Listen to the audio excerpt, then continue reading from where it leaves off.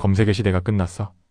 2026년 지금 구글을 열면 너는 더 이상 10개의 파란 링크를 보지 않아. 강남역 근처 파스타 맛집 추천해줘라고 치면 구글이 직접 예약까지 해주거든. 그게 바로 에이전틱 AI야. 찾아주는 게 아니라 대신해주는 인공지능. 예전 구글은 도서관 사서 같았어. 이 책 어디 있어요? 물으면 3층 인문학 코너요 하고 알려주는 식? 근데 지금은 집사가 됐지. 배고파하면 알아서 메뉴 고르고 식당 예약하고 길까지 안내해주는 거야. 이 변화의 핵심은 SG야. 생성형 검색 경험이라고 번역되는데 2023년부터 시험 운영하던 걸 2026년 들어 완전히 정식 서비스로 고쳤지. 구글 검색 결과 페이지에서 AI가 생성한 답변이 차지하는 비중이 2025년 4분기 기준 전체의 47%를 넘었어. 사람들이 이제 두 번째 사이트까지도 안 들어간다는 얘기야. 광고업계는 난리가 났어. 클릭이 줄면 광고 수익도 준다고 생각했거든. 그런데 구글은 오히려 새로운 길을 찾았어. AI가 추천하는 제품 링크에 스폰서 표시를 달기 시작한 거야. 검색창은 이제 대화창이 됐어. 한번 물어보고 끝이 아니라 계속 이어지는 대화가 가능해진 거야. 심지어 이전 대화 내용도 기억해. 지난주에 다이어트 중이라고 했으면 자동으로 칼로리 낮은 메뉴를 우선 추천하지. 에이전틱 AI의 진짜 무서운 점은 행동까지 대신한다는 거야. 예약만 하는 게 아니라 결제도 하고 일정도 등록하고 친구한테 카톡으로 공유까지 해줘. 그게 가능한 이유는 구글이 너의 모든 디지털 생활과 연결돼 있어서야. 지메일, 캘린더, 유튜브, 구글맵, 안드로이드 폰까지 다 구글 생태계잖아. AI는 이 모든 데이터를 실시간으로 학습해서 너보다 너를 더 잘 알게 돼. 2026년 2월 기준 제미나이 AI 사용자는 전 세계 12억 명을 넘어섰어. 검색 한 번 할 때마다 평균 3.2개 추가 행동이 AI를 통해 실행됐고 이 중 18%는 실제 구매로 이어졌지. 구글 CEO 순다르 피차이는 2026년 1월 실적 발표에서 이렇게 말했어. 우리는 더 이상 정보를 찾아주는 회사가 아닙니다. 사용자를 대신해 행동하는 에이전트 회사입니다. 검색의 종말이자 새로운 권력의 시작. 그리고 이 권력은 다음 장에서 다룰 조직 구조의 대변력으로 더욱 단단해지고 있어. 구글이라는 거대한 배가 방향을 틀었어. 2026년 구글 내부에는 더 이상 검색팀, 유튜브팀 같은 벽이 없어. 모든 부서가 하나의 이름 아래 움직여. 바로 제미나이. 2025년 하반기 구글은 역사상 가장 큰 조직 개편을 단행했어. 검색 광고 클라우드 하드웨어. 모든 사업부를 AI 중심으로 통폐합한 거야. 이렇게 바꾼 이유는 명확해. AI 개발 비용이 너무 크기 때문이야. 제미나이 2.0 모델 하나 훈련시키는데 약 6억 달러가 들어갔어. 통합의 효과는 바로 나타났어. 2026년 1분기 기준 제미나이 모델의 응답 속도는 전년 대비 2.3배 빨라졌고 정확도는 평균 18% 향상됐어. 각 서비스에서 쌓인 데이터가 하나의 AI로 모였기 때문이야. 그런데 조직 통합보다 더 중요한 변화가 하드웨어에서 일어나고 있어. 바로 온디바이스 AI야. 온디바이스는 말 그대로 기기 자체에서 AI가 돌아간다는 뜻이야. 지금까지는 대부분의 AI가 구글 서버에서 계산되고 결과만 폰으로 전송됐거든. 근데 이제는 너의 폰 안에서 AI가 직접 작동해. 왜 이게 중요하냐면 속도와 프라이버시 문제 때문이야. 이 온디바이스 AI 핵심은 구글이 직접 설계한 칩 텐서야. 2026년 출시된 픽셀 10 시리즈에는 텐서 G5 칩이 탑재됐는데 이 칩 하나로 GPT-4급 모델을 인터넷 연결 없이 구동할 수 있어. 실제로 픽셀 10에서 제미나이 나노라는 경량 AI 모델이 돌아가는데 130억 개 파라미터짜리 모델을 스마트폰에서 돌리는 거야. 온디바이스 AI의 실전 활용 사례를 보면 사진 찍으면 실시간으로 배경을 바꾸고 영어 강의 듣다가 모르는 부분이 있으면 화면 터치만으로 즉시 한국어 자막이 떠. 회의 중에 녹음하면 실시간으로 텍스트 변환해. 핵심 요약까지 자동으로 돼. 전부 인터넷 없이 폰 안에서 처리되는 거야. 구글이 온디바이스에 올인하는 이유는 애플 때문이기도 해. 애플이 아이폰 안에서 돌아가는 AI를 강화하면서 구글 서버를 거칠 필요가 줄었거든. 그럼 구글 입장에선 데이터 수집도 어렵고 광고 수익도 줄어들잖아. 그래서 구글도 자체 칩을 만들어서 안드로이드 폰 안에 AI를 심는 거야. 너의 폰이 곧 너의 개인 비서가 되는 시대. 그런데 이 개인 비서가 진짜 돈을 벌려면 기업들도 구글 AI를 써야 해. 다음 장에서는 B2B 시장에서 구글이 어떻게 새로운 황금알을 낳고 있는지 보자. 구글이 돈을 버는 방식이 바뀌고 있어. 예전엔 광고가 전부였거든.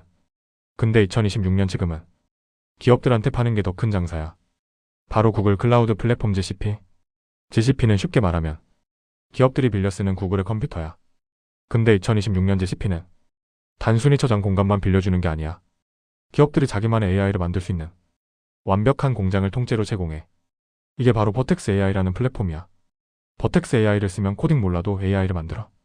예를 들어 화장품 회사가 고객 피부 사진 보고 제품 추천하는 AI를 만들고 싶다고 해봐. 버텍스 AI에선 사진 데이터만 업로드하면 구글이 알아서 AI 모델을 훈련시켜줘. 2026년 1월 기준 버텍스 AI를 쓰는 기업은 전 세계 8만 개가 넘어. 특히 금융권이 열광하고 있어. JP모건은 버텍스 AI로 대출 심사 시간을 3일에서 30분으로 줄였고, 골드만삭스는 주식 거래 패턴 분석 AI를 6주 만에 구축했지. 구글이 비비시장에서 강한 이유는 데이터 때문이야. 구글은 유튜브, 지메일, 구글맵에서 매일 수십억 건의 데이터를 모아 이 데이터로 이미 학습된 AI 모델을 기업들한테 판매하는 거야. 구글이 차별화되는 건 비즈니스 인텔리전스 기능이야. 단순히 AI 만드는 것만 아니라 기업의 의사결정까지 돕는다는 뜻이지.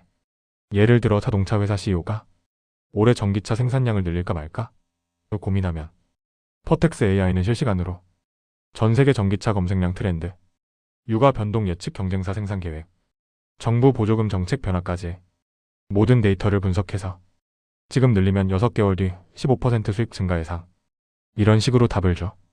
GCP의 매출 성장세를 보면 놀라워. 2023년 GCP 매출은 330억 달러였는데 2025년엔 520억 달러로 57% 늘었어. 2026년 예상 매출은 680억 달러야. 구글 전체 매출에서 차지하는 비중도 2023년 11%에서 2026년엔 18%까지 올라갈 전망. 광고 매출이 정체되는 동안 클라우드가 새로운 성장 엔진이 된 거야. 더 중요한 건 수익성이야.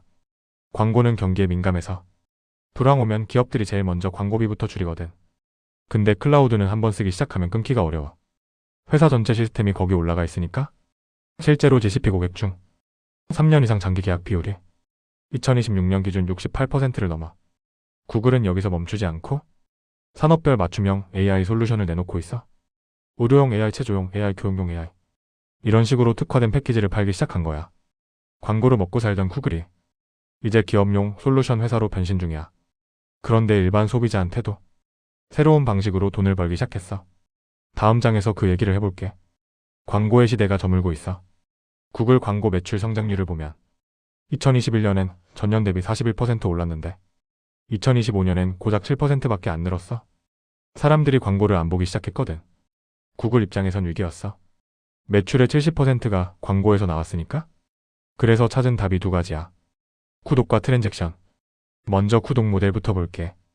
2026년 구글은 구글원 AI 프리미엄이라는 유료 서비스를 본격화했어. 월 19달러 99센트 내면 제미나이 AI를 무제한으로 쓸 수 있지.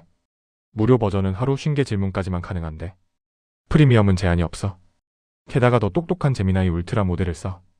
답변 품질 자체가 다른 수준이야. 2026년 2월 기준 구글원 AI 프리미엄 구독자는 전 세계 2,800만 명을 넘었어. 월 20달러면 연간 240달러니까 2,800만 명이면 연 67억 달러 매출이지. 2025년 1월엔 구독자가 800만 명이었거든. 1년 만에 3배 이상 늘어난 거야. 구글은 여기서 멈추지 않고 구독료를 올리는 전략도 쓰고 있어. 2026년 3월부터 패밀리 플랜을 출시했는데 월 32달러 99센트에 6명까지 쓸 수 있지. 더 영리한 건 번들링 전략이야. 유튜브 프리미엄 월 13달러 99센트, 구글 스토리지 100GB 월 1달러 99센트, 제미나이 AI 프리미엄 월 19달러 99센트. 이걸 따로따로 사면 월 36달러인데 묶어서 팔면 월 24달러 99센트 해줘. 소비자는 싸게 산다고 좋아하고 구글은 해지율이 확 떨어지니까 이득이지. 이제 트랜잭션 수익을 볼게. 트랜잭션은 AI가 대신 결제할 때 그 중간에서 수수료를 떼는 방식이야. 구글 AI가 식당 예약만 해주는 게 아니라 예약금 1만 원을 대신 결제해줬어. 그럼 구글은 식당한테 결제 수수료 3% 300원을 받지. 2026년 1분기 기준 제미나이 AI가 대신 처리한 거래가 하루 평균 2억 건이야. 2026년 구글이 공개한 트랜잭션 수수료 매출은 분기당 23억 달러야. 연간 92억 달러 수준이지. 아직은 작지만 성장률이 무서워. 전년 동기 대비 340% 증가했거든. 트랜잭션의 진짜 무서운 점은 마진이 거의 100%라는 거야. 광고는 영업비, 마케팅비가 많이 들어가는데 트랜잭션은 AI가 알아서 처리하니까 추가 비용이 거의 없어. 게다가 네트워크 효과도 생겨. 식당 입장에선 구글 AI로 예약하는 손님이 많아질수록 수수료 내고라도 등록하게 되고, 손님 입장에선 등록된 식당이 많을수록 구글 AI를 더 쓰게 되거든. 구글은 여기서 한 발 더 나가서 구글페이 AI 모드를 출시했어. 계산해줘 한마디면 AI가 알아서 가장 혜택 많은 카드로 결제해주는 거야. 광고와 구독과 트랜잭션, 이 세 가지가 구글의 새로운 수익 삼각대야. 근데 이렇게 잘 나가는 구글한테도 골칫거리가 있어. 바로 정부의 규제야. 다음 장에서 그 얘기를 해볼게. 구글이 너무 커져버렸어. 2026년 현재 구글은 미국 법무부와 유럽연합 양쪽에서 반독점 소송을 받고 있어. 미국 법무부는 2023년부터 구글이 검색 시장을 독점했다며 회사 분할을 요구하고 있거든. 유럽연합도 마찬가지야. 디지털 시장법 DMA에 따라 구글한테 무려 47억 유로 약 5조 원 벌금을 때렸어. 정부 입장에선 이유가 명확해. 구글 검색 점유율이 전 세계 92%야.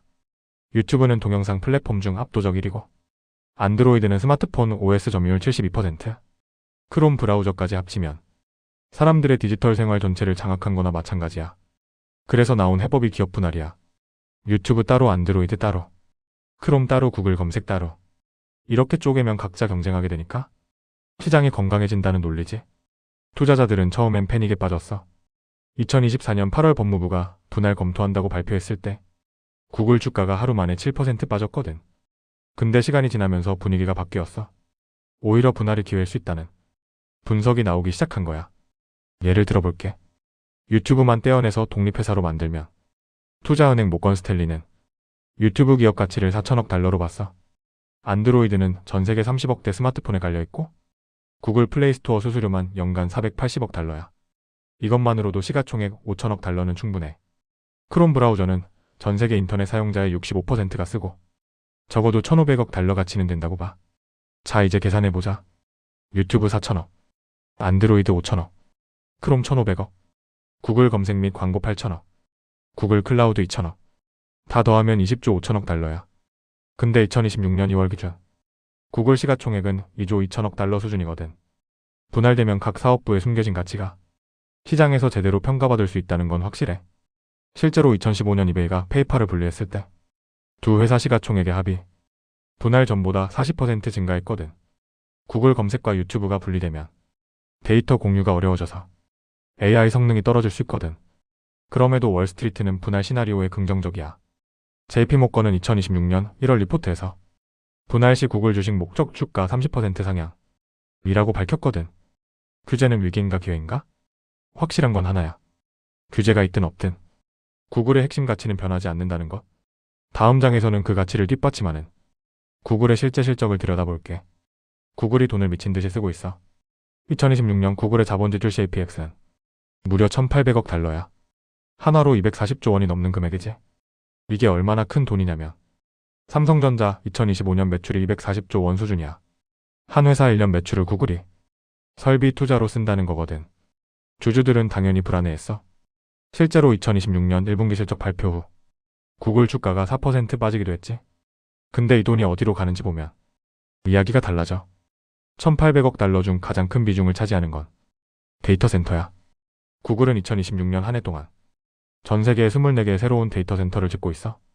미국 텍사스에만 5개, 아시아 태평양 지역에 8개, 유럽에 7개, 중동에 4개. 왜 이렇게 많이 짓냐고? AI 돌리는데 필요한 컴퓨팅 파워가 기하급수적으로 늘어나고 있거든. 제미나이 2.0 모델 하나 돌리려면 GPU 칩이 10만 개 필요해. 두 번째로 큰 지출은 반도체야. 구글은 엔비디아 GPU를 2026년에만 78억 달러어치 샀어. 근데 여기서 끝이 아니야. 자체 AI 칩 개발에도 투자하고 있거든. 바로 TPU-T 엔서 프라세싱 유닛이야. TPU는 구글이 직접 설계한 AI 전용 칩인데 엔비디아 GPU보다 전력 효율이 2배 높아. 2026년 출시된 TPU 비용은 성능도 엄청나게 좋아져서 GPU 4개를 합친 것보다 빠르다고 해. 구글이 TPU에 투자하는 이유는 엔비디아 의존도를 낮추려는 거야. 지금은 엔비디아가 AI 칩 시장을 80% 장악했거든. 구글 입장에선 가격 협상력이 없어. 근데 자체 칩이 있으면 얘기가 달라지네. 실제로 2026년 구글 데이터 센터의 38%는 이미 TPU로 돌아가고 있어. 세 번째 지출은 인재야. 구글은 2026년 AI 연구원을 8,400명이나 새로 뽑았어. 평균 연봉이 45만 달러 약 6억 원이야. 여기다 스톡 옵션까지 주니까 1인당 인건비가 연간 100만 달러는 넘어. 이런 막대한 지출이 실적에는 어떻게 나타날까? 2026년 1분기 영업이익률을 보면 27%야. 2025년 같은 기간 32%였는데 5%피 떨어진 거지. 매출은 늘었는데 비용이 더 빠르게 들어서 이익률이 줄어든 거야. 단기적으로는 분명 마진 압박이 있어. 근데 장기적으로 보면 다른 그림이 그려져. 자체 TPU 칩 비중이 높아지면 칩 구매 비용이 연간 150억 달러는 줄어들어. 데이터 센터를 많이 지으면 외부 클라우드 임대료를 안 내도 되니까 비용 절감 효과가 생기고 결국 지금 쓰는 돈은 미래의 비용을 줄이기 위한 투자인 거야. 월스트리트 애널리스트들도 이걸 알아. 골드만삭스는 2026년 2월 리포트에서 2028년부터 구글 영업이익률 35% 돌파 예상이라고 밝혔어. 지금은 27%인데 2년 뒤엔 35%로 올라간다는 거지. 비용이 늘어도 매출이 더 빠르게 늘고 효율이 개선되면서 이익률이 반등한다는 분석이야. 투자자 입장에선 인내심이 필요해. 단기 실적만 보면 불안할 수 있거든. 근데 장기적으로 구글이 AI 인프라를 독점하게 되면 그때부터는 엄청난 수익이 나올 거야. 비용의 역설이지? 지금 많이 쓸수록 나중에 더 많이 번다. 그럼 이 모든 걸 고려했을 때 구글 주식이 지금 비싼 걸까 싼 걸까? 구글 주식 지금 살 때야? 투자자들이 가장 궁금해하는 질문이지. 주가가 비싼지 싼지 판단하려면 밸류에이션 지표를 봐야 해. 제일 많이 쓰는 게 PR이야. PR은 주가를 주당 순이익으로 나눈 값이지. 2026년 2월 기준 구글 PR은 28배야. 1년에 100원 버는 회사를 2,800원에 사는 셈이지. 이게 비싼 걸까? 같은 빅테크 기업들과 비교해보자. 애플 PR은 32배, 마이크로소프트는 35배, 아마존은 42배, 메타는 25배, 구글은 28배니까 중간 정도야. 특별히 비싸지도 싸지도 않은 수준이지. 그런데 더 중요한 건 역사적 평균이야. 구글 PR 10년 평균이 27배거든. 지금 28배는 평균보다 딱 1배 높은 거야. 즉 역사적으로 봤을 때 구글 주가가 극단적으로 고평가된 건 아니라는 듯. 근데 PER만으로는 부족해. 성장하는 회사는 PER이 높아도 괜찮거든. 여기서 등장하는 게 피즈야. 피즈는 PR을 이익 성장률로 나눈 값이지. 2026년 구글 피즈를 계산해보자.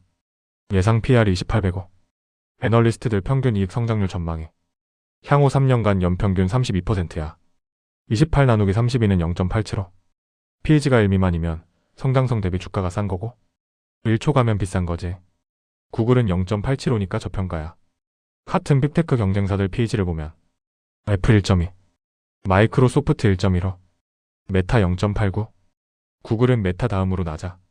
빅테크 중에서도 밸류에이션 매력이 있는 거지. 그럼 왜 구글이 저평가되어 있을까? 첫 번째 이유는 규제 리스크야. 기업 분할 가능성 때문에 투자자들이 할인해서 사는 거지. 두 번째는 CAPX 부담이야. 1,800억 달러나 쓰니까 단기이익이 줄어들 거라고 우려하는 거야. 세 번째는 광고 시장 불확실성이야. AI 검색이 확대되면서 전통적인 광고 수익이 줄어들 수 있다는 리스크지. 근데 이런 리스크들은 이미 주가에 반영됐어. 그래서 밸류에이션이 낮은 거거든. 반대로 생각하면 이 리스크들이 해소되는 순간 주가가 크게 오를 여지가 있다는 뜻이야. 실제로 시나리오 분석을 해보면 만약 규제 리스크가 사라지고 CAPX 효율이 개선되면서 광고 이외 수익이 성장한다면 애널리스트들은 적정 PER을 35배로 봐. 지금 28배에서 35배로 올라가면 주가는 25% 상승하는 거지. 여기에 이익 자체도 성장하니까 실제 주가 상승률은 더 클 수 있어. 모건 스탠리는 2026년 말 목표 주가를 현재보다 38% 높게 잡았거든. 결론적으로 밸류에이션 관점에서 구글은 합리적 가격이야. 싸다고 할 순 없지만 비싸지도 않아. 리스크 대비 기대 수익이 괜찮은 적정 구간에 있다는 뜻이지. 그럼 마지막 질문이 남았어. 구글은 장기적으로 어디까지 갈 수 있을까? 다음 마지막 장에서 그 미래를 그려볼게. 너는 의식하지 못하지만 하루 종일 구글 안에서 살고 있는 거야. 이게 바로 앰비언트 컴퓨팅이야. 앰비언트는 주변 환경이라는 뜻이거든. 환경처럼 공기처럼 어디에나 존재하는 컴퓨팅. 너는 컴퓨터 쓴다는 의식 없이 그냥 일상을 사는데 모든 순간에 구글 AI가 작동하고 있는 거지. 오픈 AI가 아무리 똑똑한 AI를 만들어도 너에 대한 데이터가 없으면 맞춤형 서비스를 못 만들거든. 근데 구글은 20년 넘게 너의 디지털 발자국을 모아왔어. 이 격차는 절대 좁혀지지 않아. 시간이 지날수록 더 벌어지지. 그럼 구글의 수익 모델은? 광고도 아니고 구독도 아니야. 모든 디지털 거래에서 중개 수수료를 받는 거지. 넷플릭스 결제하면 수수료, 쿠팡 주문하면 수수료, 우버 타면 수수료. 구글이 디지털 경제의 세금 징수원이 되는 셈이야. 투자자 입장에서 중요한 건 이 큰 그림을 보는 거야. 단기 실적에 흔들리지 말고, 규제 뉴스에 패닉하지 말고, 구글이 만들어가는 유비쿼터스 AI 세상을 믿어야 해. 구글의 진짜 경쟁력은 데이터와 생태계와 AI야. 이 세 가지가 합쳐지면 어떤 경쟁자도 따라올 수 없어. 그래서 장기 투자자라면 지금이 기회일 수 있어. 밸류에이션은 합리적이고, 성장성은 여전히 높고, 경쟁 우위는 뚜렷하니까 10년 뒤 돌아봤을 때 2026년 구글 주식에 가장 싸게 느껴질 수도 있어. 구글은 단순한 검색 회사가 아니야. 너의 디지털 일상 전체를 지배하는 보이지 않는 거대한 힘이야. 그 힘이 앞으로 얼마나 커질지 지켜보는 게 투자자의 몫이지. 구글의 미래는 이제 시작이야.